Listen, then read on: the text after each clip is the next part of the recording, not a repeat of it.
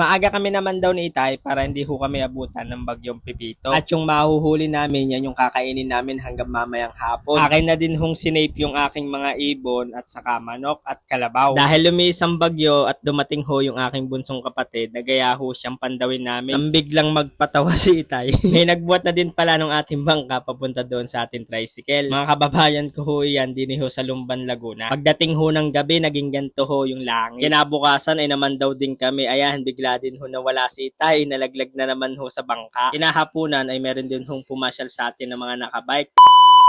Hi mga katrops, magandang buhay! Pagkadating ko sa farm mga katrops, ako ay nagkapilaang muna. Tapos ako'y magpapakain ng mga manok at kalapati. Dahil nakita ko naman yung mga manok na bagong dala ni Kuya at binigay sa akin ay maamo. Ay akin na ho siyang pinapaalpasan para mapakain. May bagyo mga katrops, bagyong Pipito, kaya kami ni Itay ay nag-aga ho mamandaw ng mga isda. Nagkapilang muna kami para meron hong energy sa pagbabangka at pagsasagwan, pagtitikin. Dahil dadaan ho kami sa damuhan at wala pang landas, medyo mahirapan kami magtikin. Alam nyo guys, sa pagtitikin lang naman ho ako nahihirapan. Pero pag ikaw na ho yung aking natitignan, ay nawawala na ho yung aking pagod.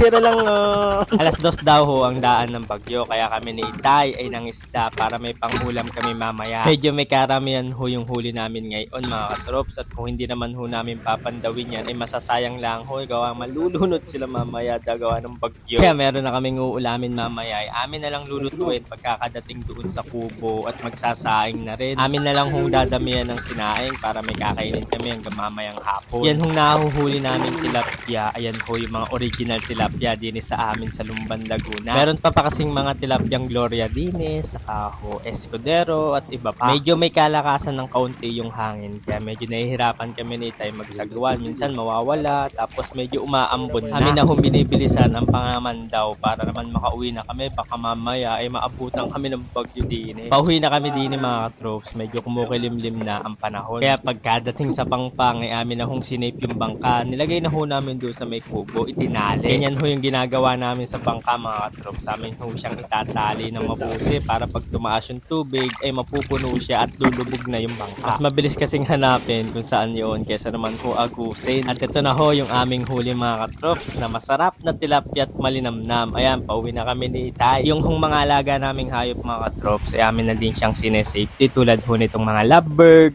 ibon, saka ho yung kalabaw. Yung namang kalapati ay hindi ko humahuli. Nandun lang ho siya sa taas ng bubong ay ayaw bumaba. Kaya akin na lang kung tinitignan-tignan kung saan siya pupunta. Kaya kung papasok sa kanyang kulungan ay akin ho siyang isesafety na din. Para hindi ho mag-angatan yung aking mga linoleum ay akin ho siyang lalagyan ng pabigat diyan ho sa gilid. Yan na kasi nasira yung aking linoleum gawa ng pagkakabagyo nung nakaraan. Sadya talaga nag-angatang yung mga linoleum. Yung aking mga salakot saka yung bag ay akin na din ipapasok sa loob para hindi ho sila mag-anghanginan baka masira. Sayang naman. Medyo nararamdaman ko na kasi yung hangin. Maya't maya ako din ho chinecheck yung level ng tubig kung tataas. Pero hindi pa naman ho tumataas. Bali humugot pa nga iyan. Bumanta din pala yung aking bayaw para tumulong sa mga gagawin dito sa farm. Bali hangin habagat po yan ho talaga ay mataas ho, magpataas ng tubig. Nakabalita kami na lumihis daw ho yung bagyo. Kaya medyo umaambon-ambon laang ay akin na din pinakain yung mga manok, kapalati, yung hong lovebird ay napakain ko na ho kaninang umaga. Isang beses ko lang naman yung pinapakain. Dumating din yung aking kapatid dahil nag half day lang daw sila sa trabaho. Dahil medyo malakas yung hangin, hindi niya na itali yung balsa. Sabi ko itali, ayan, ay lusong siya talaga malala. Dahil lumis na nga ho yung bagyo, ay kaming tatlo nila Itay at yung aking bunsong kapatid ay naman daw na ho ng isda. Bali mga alas 3 na ho ito ng hapon. Sabi ko magtatlo na kami sa bangka baka swerte kasi madami mahuli. Sa kakagandahan pag tatlo kami sa bangka mga trops ako'y nakaupo lang pasagwan-sagwan ng kaunti pag hindi masyadong umuurong. Dahil medyo may kalakasan pa rin yung hangin ay medyo nahihirapan din kami mamandaw.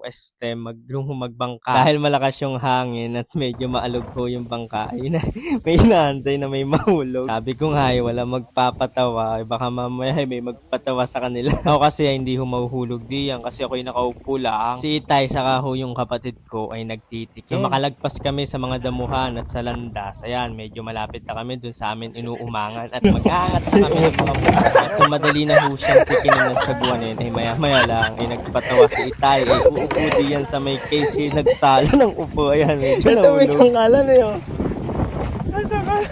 New life lang. Akin ang inabot yung sangkalan para doon na siya umupo. Pag wala ko kasi ikaw uupuan ay mababasa ka gawa ng laman ng tubig ng bangka. Sabi ko nga kanina ay magtatatlo na kami baka swertehin at madaming huli. Kabaliktad pala, wala pala kami mahuli. At dahil naghabagat ay meron nakita yung aking kapatid na butas. Panibagong butas ay madami daw hudoong tilapia kaya amin hong paglilipatin lahat ng aming mga boborat. Kaya kinuha namin yung lahat ng aming screen. Dito amin ang pupuntahan yung panibagong butas na nakita para doon ho mag-umang ng panibago. Sabi ko ay isa lang muna ilagay pag may huli saka namin nililipat lahat. At sabi ng kapatid ko sinipag-sipag ayan ay umang na namin lahat. Kaya binalikan pa namin yung ibang screen na amin ho nalagpasan na para may umang ng panibago. Ito pala yung panibagong butas na nakita ng aking kapatid. Medyo malawak-lawak at maganda-gandang paglalagyan ng bobora. Naitulak ho kasi siya ng hangin habagat.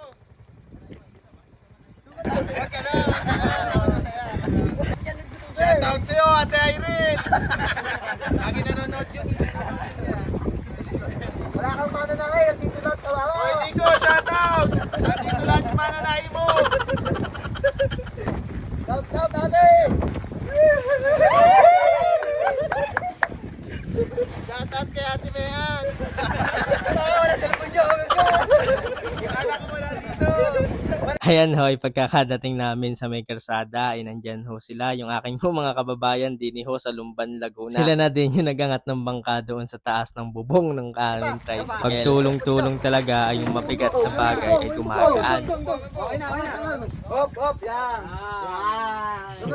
Kaya maraming salamat ho sa pagbubuhat ng bangka sa akin mga kababayan diyan ho sa Lumban, Laguna. Shoutout ho sa inyo. Pagdating ho nung gabi ay paglabas ko ng kubo, ito ho yung akin nakita. Talagang bigla ho ako napatimpla ng kape diyan. Kakaganyan talaga yung iyong makikita. Ay masarap ho pagmasdan habang nagkakape. Nakakawala din naman ng pagod. Kaya bukas na ho namin babalikan ulit yung aming mga screen na inumang ng panibago. Titignan ho natin kung maganda ho talaga yung mahuhulit madami doon. Kinabukasan ay na-late pa nga ho ako ng gising. Pagkakagising ko at makita ko yung oras ay 6:00 na. Kaya agad-agad ako bumangon. Pagkadating ko ng kubo ay akin lamang ulit pinakain yung aking mga manok, kalapati. Pati na din yung akin lovebird. Ayan, agad-agad na kaming umalis ni Itay dahil tinanghali ako ng gising. Si Itay kanina pa ako hinihintay. Pero antok na antok pa nga ako diyan eh. Parang gusto ko pa matulog. Kaso lang ay kailangan ho namin pandawin kasi bagong umang pagkakaangat ko ay kape pa nga ni Itay nagtawanan kasi walang laman kahit gurami. Sabi pa nga, lipat pa mo.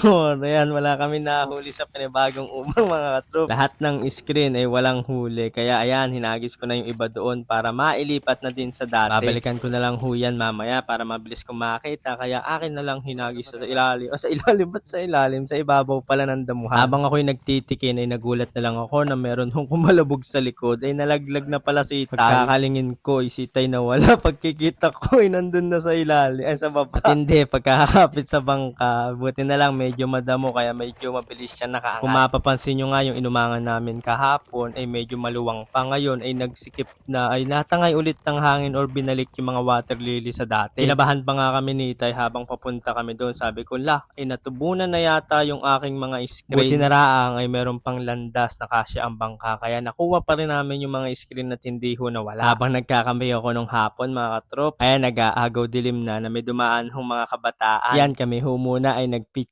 Magkakatanong ko ay taga saan sila? Ay taga din rin ho sila sa aming bayan sa Lumban, Laguna. Ayan, shoutout ho sa inyo. Ay nasa akin pa ho yung picture ninyo. Ay kunin nyo na lang ho sa aking page. Buti na lang ay medyo maliwanag pa kaya madali ang picture para abutan pa yung liwanag. Pag nagdilim na ay baka hindi na makilala. Maraming salamat ho sa inyo mga troops. Love love!